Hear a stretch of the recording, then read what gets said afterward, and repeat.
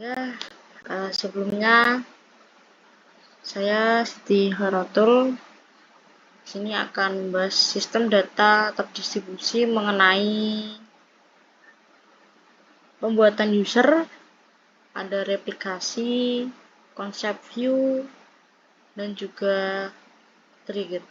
Nah, untuk yang pertama di sini ada membuat user. Nah, untuk user yang pertama ada accessful, yang kedua hanya untuk pembuatan tabel baru dan juga hapus tabel. Nah, untuk user yang ketiga ada tambah, edit, hapus data pada tabel. Nah, yang pertama kita di sini bisa kita ke SAM. Nah, di sini saya memakai SAM. Kita langsung ke CD MySQL. Nah, setelah itu ada CD bin. Setelah itu kita login ke MySQL main root. Nah, otomatis kita sudah login ke MariaDB, ke database-nya. Nah, sebelum itu kita ke use MySQL terlebih dahulu. Nah, ini ada select user. Di sini kita menampilkan user apa saja yang ada di MySQL user. Selanjutnya di sini membuat create user one. Nah, di sini saya membuat user yang namanya one. Nah, dengan password ada 111. Nah, setelah itu ada grant all privilege. Nah, seperti ini. Terus ada flash privilege. Nah, selanjutnya karena yang pertama tadi satu user untuk all privilege, maka di sini grant-nya adalah grant all privilege. Selanjutnya untuk yang kedua, user kedua di sini ada grant. Nah, karena hanya untuk membuat dan juga menghapus tabel, maka grant-nya hanya create dan drop. Untuk user yang ketiga saya namain dengan tree di sini. Nah, untuk grant-nya ada insert, update, dan juga delete. Memasukkan, menambahkan, dan juga menghapus data pada tabel. Nah, di sini saya akan menampilkan select user di MySQL user saya. Nah, di sini ada 1, 2, 3-nya sudah tercantumkan. Nah, ini. Nah, untuk mengetahui apa saja fungsinya, bisa di show grants for nama user yang dibuat. Nah, di sini.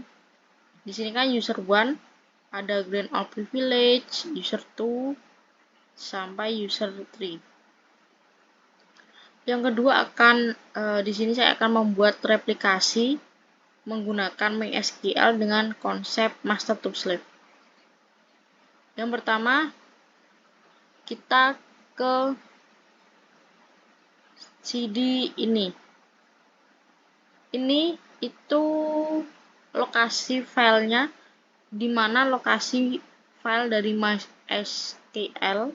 Di sini saya menggunakan MySQL terpisah dengan SAM.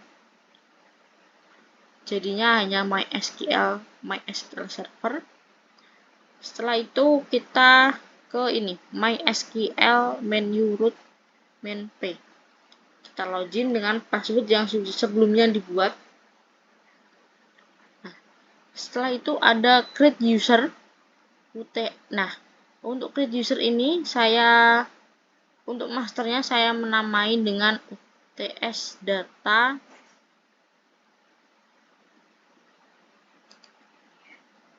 Nah, mana tadi?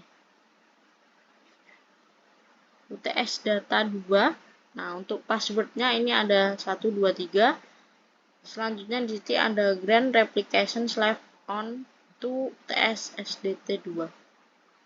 Nah, di sini setelah show master status ada file dan juga posisinya di mana. Lanjut, nah di sini ada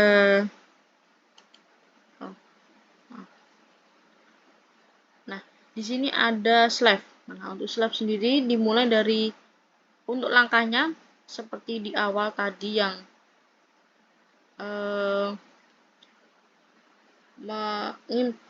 memasukkan lokasi file dari MySQL ini sendiri. Nah, yang pertama kita bisa ke ping. Ping ini adalah IP address dari masternya. Nah, di sini ping, pastikan di sini 0 loss, 0% loss ya, jangan 100% loss yang artinya gagal. Lanjut. Nah, ini tadi kita masuk. Selanjutnya, nah, untuk slave sendiri ini ada berbeda ya. Di sini ada cdbin. Oke. Oh, ini salah. Nah, langsung ini. Change master to master host. Nah, ini adalah alamat IP address. Selanjutnya ada master usernya apa tadi, master password, dan juga master log file. Di sini adalah di mana filenya, di mana binnya itu berada. Terus ada master log post.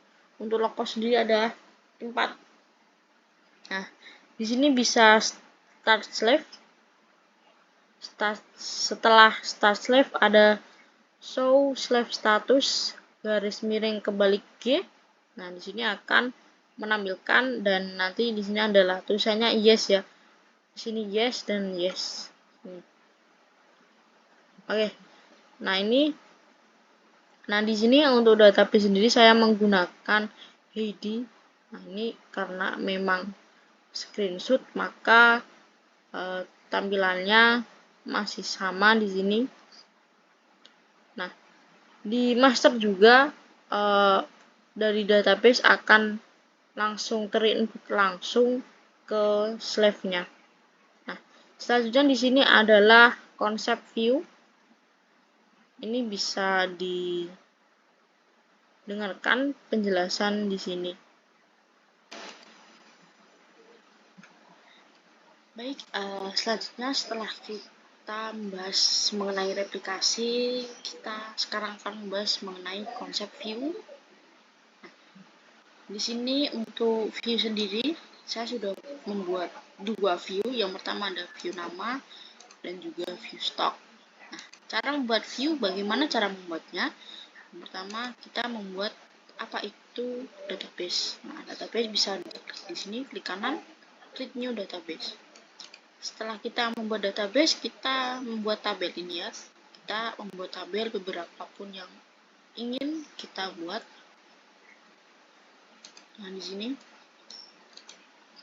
create new, di sini ada create tabel. Nah, bagaimana caranya untuk membuat view? Di sini, oke, saya akan mulai. Yang pertama bisa klik kanan pada nama database.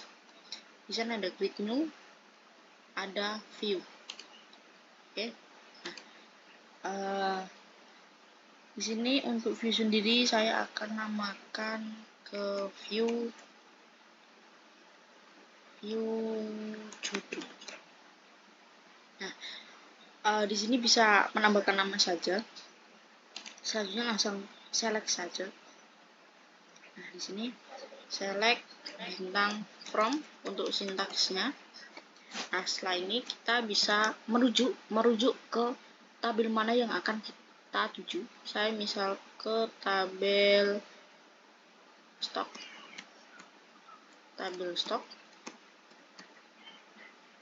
Where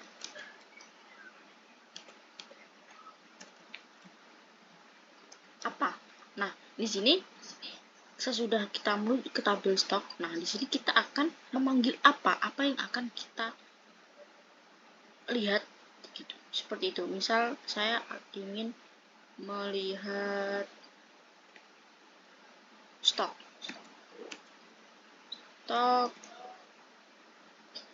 buku. Oke.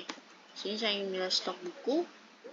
Semisal ini lebih dari sama dengan misalnya 20 oh 30 aja. Oh 25 karena tadi di ininya ada 25. Selanjutnya bisa kita save seperti ini. Di sini berarti sudah tertera untuk nama view-nya. Pertama kita lihat dulu di tabel stok. Dilihat di datanya di sini. Ada stok bukunya ada 20, 25 sampai 30. Bisa dilihat ya. Nah, coba kita view judul. Oke, nah ini adalah hasil dari view judul. Nah di sini, mohon maaf ini kenapa bisa kecil juga. Nah di sini kan seperti yang select bintang from product where apa itu. Nah di sini adalah lebih dari atau sama dengan 25. Nah makanya yang muncul di data adalah lebih dari sama dengan, berarti sama dengan 25 pun boleh di sini ditampilkan 25 30. Nah misalnya kita akan melihat dari judul buku. Misal kita ingin melihat judul buku di tabel beli. Nah, di tabel beli. Oke, coba kita klik kanan view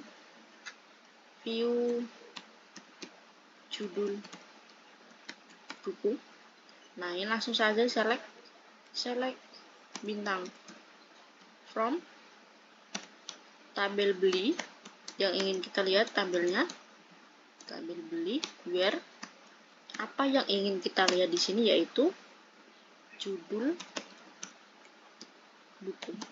Nah, karena di sini tidak menyebutkan angka, maka langsung sama dengan titik 1. Misal bintang.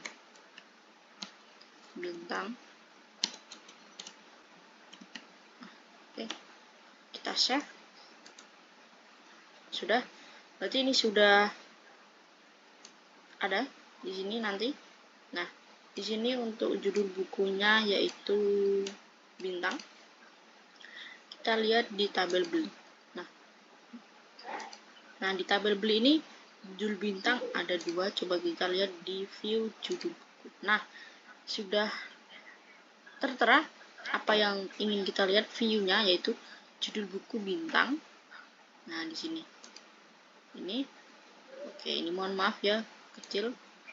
Nah, di sini judul buku bintang yang akan kita lihat. Maka yang didata hanya tertera judul buku bintang. Nah, baiklah, sekian dari contoh dan juga penjelasan singkat mengenai konsep view. Nah, setelah memahami konsep view, selanjutnya kita akan ke selanjutnya setelah kita ke store procedure. Bebas dengan parameternya. Nah, ini untuk store procedure ini berdasarkan database yang sudah kita buat sebelum kita membuat view tadi. Ini bisa ditonton. Oke, selanjutnya di sini saya akan sedikit menjelaskan mengenai apa itu store procedure yang akan diterapkan di HDSQL. Nah, pertama kita bisa membuat database terlebih dahulu dengan cara klik kanan. Kita bisa buat database di sini. Di sini saya sudah membuat database yang bernama latihan. Ini. Oke. Nah, di dalam database ini saya akan membuat tabel. Bisa dibuat tabel. Di create new. Sini ada tabel. Sini saya sudah membuat 3 tabel. Ada tabel beli, pinjam, dan juga tabel stok. Nah, setelah itu di database ini kita bisa klik kanan, create new. Di sini ada store procedure. Nah, ini ditambahkan saja namanya, misal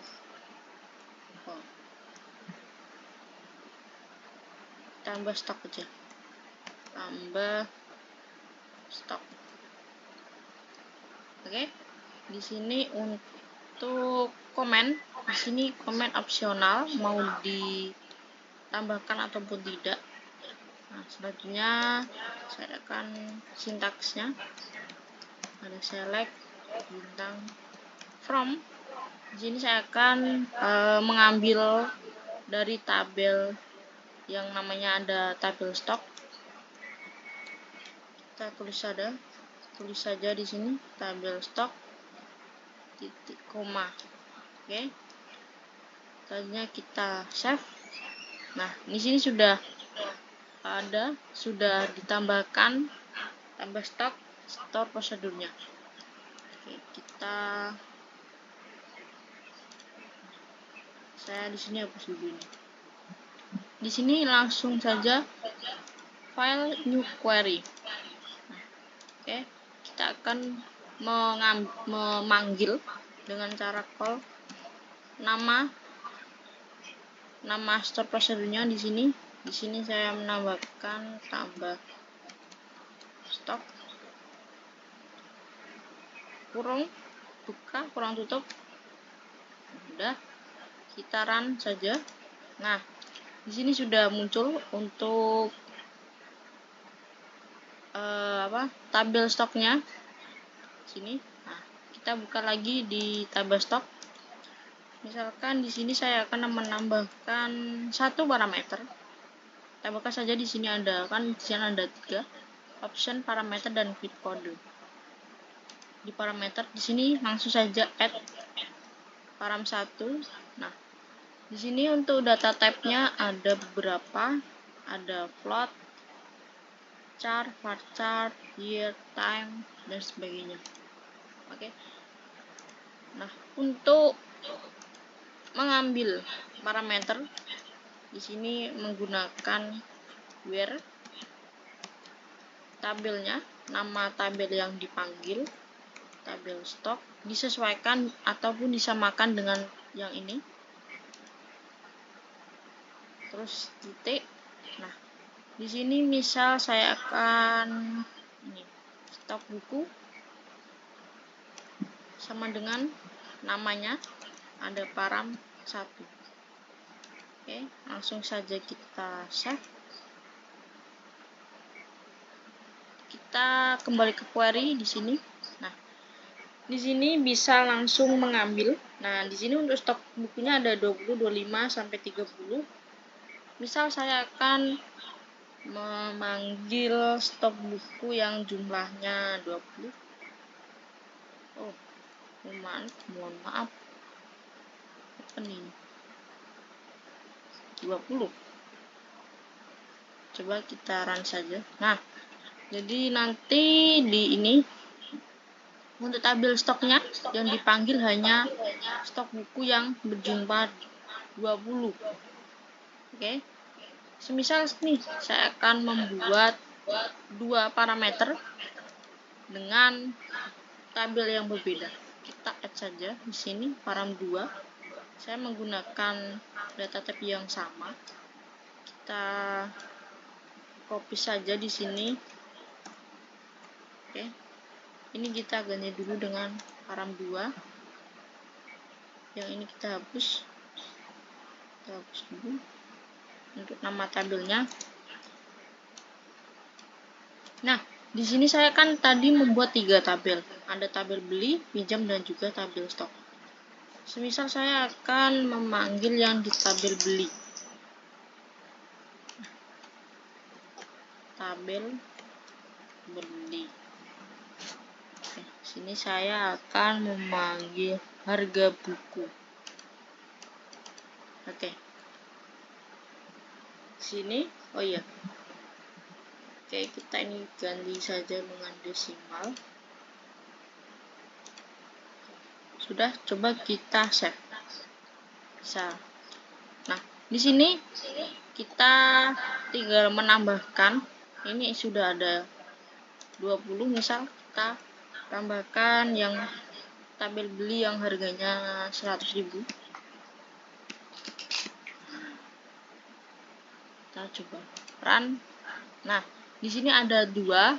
Yang pertama, stok buku yang berjumlah 20. Yang kedua ada harga buku yang berjumlah 100.000, yang berharga 100.000. Jadi sekian penjelasan mengenai store prosedur di HDSQL. Terima kasih. Sesudah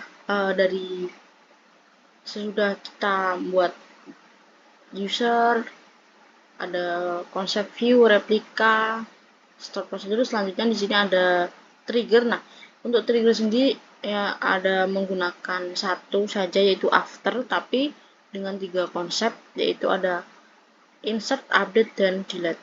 Nah, untuk penjelasan lebih lanjut bisa didengarkan ini. Oke, selanjutnya di sini akan melanjutkan pembahasan yang tadi. Setelahnya di sini akan membahas terkait trigger. Di sini trigger saya akan mencontohkan 3, yaitu ada after insert, after update, dan juga after delete. Nah, untuk langkah pertama kita akan membuat database yang bernama latihan. Di sini saya membuat namanya latihan. Di sini aja langsung klik kanan, ada create new database. Di sini saya di dalam database ada 3 tabel. Yang pertama ada tabel beli. Untuk membuat tabel di sini bisa nama database tadi diklik kanan, langsung saja di create new ada tabel. Nah, lanjut di tabel beli. Tabel beli di sini ada nomor, ID buku, nama, name, judul buku, stok buku, dan juga harga buku. Untuk tabel pinjam ada ID buku, nama, name, jumlah pinjam, judul buku, dan juga stok. Untuk yang di tabel stok ada nomor, ID buku, penulis, judul buku, dan juga stok buku. Nah, setelah kita membuat tabel, selanjutnya kita akan membuat trigger. Di sini saya akan mencontohkan after insert. Di sini saya memberikan namanya tambah stok di tabel pinjam. Nah, kenapa di tabel pinjam? Karena misal kita minjam 2 buku, sedangkan sebelumnya kita punya 3, otomatis akan menambah 2. Berarti 3 tambah 2 yaitu 5. Untuk sintaksnya sendiri, yang pertama ada update. Di sini tabel stok. Kenapa tabel stok? Karena tabel stok nanti adalah outputan dari trigger ini sendiri. Di set nanti ada stok buku, stok buku. Ini adalah nama kolom yang ada di tabel beli maupun tabel pinjam. New stock, sedangkan untuk stok ini yaitu nama yang ada di tabel stok. Selanjutnya ada where, ID buku, dan juga new ID buku. Nah, di sini kenapa menggunakan ID buku? Karena fungsi where di sini adalah untuk hanya ID buku seperti itu. Di sini ada di tabel pinjam. Di tabel stok kita lihat di datanya. Sini saya untuk ID-nya ada 1 sampai 7. Kita ke after insert. Nah, di sini saya akan coba menambahkan. Di sini bisa dikarang sendiri saja. Untuk judul buku, misal langit. Untuk stoknya ada 20 misalnya. Tadi untuk tambah stoknya di sini data di on table tabel pinjam. Oke. Kita ke datanya, tabel pinjam tadi di 08. Nah, di sini kita coba. Nah, di sini saya coba edit saja. Ini saya biarkan untuk nama, name, ID buku, dan juga nomor. Kita ke jumlah pinjam semisal 7.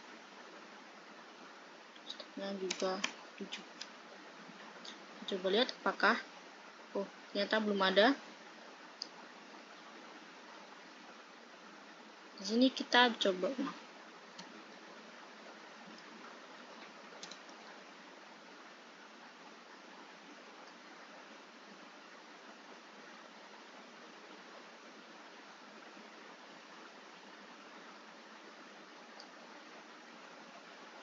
Oke, saya coba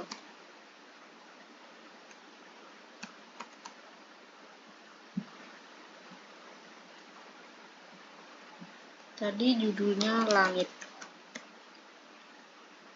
kita coba ke 5, harganya coba 100.000 sama aja. Nah, di sini sudah. Oh, tadi ternyata saya salah untuk menginput masukkannya di sini. Coba kita, apakah ini bisa di sini coba. Nah, di sini langsung tambah insert ya, tambah stok.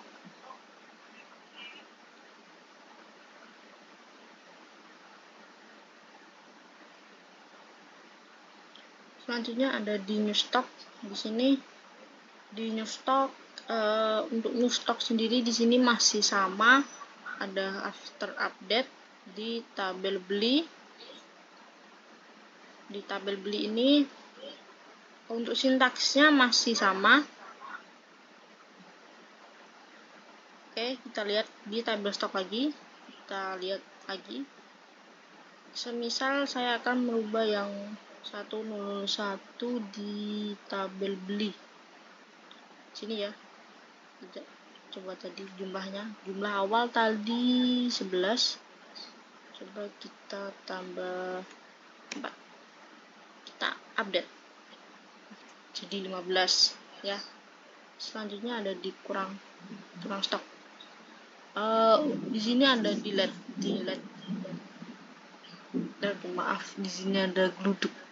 Untuk delete sendiri berbeda. Tadi kan new, di sini ada old, jadi beda. Ini dan ini juga dikurang. Di sini di tabel pinjam. Oke, coba kita delete. Delete di sini itu menghapus kolom. Ya, delete menghapus kolom. Semisal kita hapus kolom yang 1008. Tadi ini ada 5, coba kita hapus, ada 31 tadi. Nah, berganti tadi jumlah awal ada 31, sekarang berkurang menjadi 26 karena dikurangi 5. Coba kita ini yang 102 di sini jumlahnya ada 12. Coba kita delete di sini, berubah menjadi 2. Oke. Mungkin sekian penjelasan trigger dari saya. Terima kasih. Ya, seperti itulah penjelasan mengenai bagaimana kita membuat user. Selanjutnya ada replika, konsep view, store prosedur, dan terakhir ada trigger. Selebihnya saya mohon maaf. Terima kasih.